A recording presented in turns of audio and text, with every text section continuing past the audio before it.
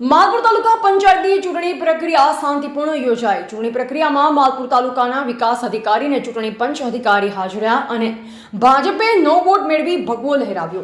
તાલુકા પંચાયતના પ્રમુખ તરીકે ભાજપના શ્રી રમણભાઈ ખાંટ અને ઉપપ્રમુખ તરીકે શ્રી ઉપેન્દ્રસિંહ ચૌહાણની વરણી કરવામાં આવી, જ્યારે પ્રમુખ અને ઉપપ્રમુખની વરણી થતાં ભાજપ સંગઠનના હોદ્દેદારો અને કાર્યકર્તાઓમાં ખૂબ જ ઉત્સાહ જોવા મળ્યો।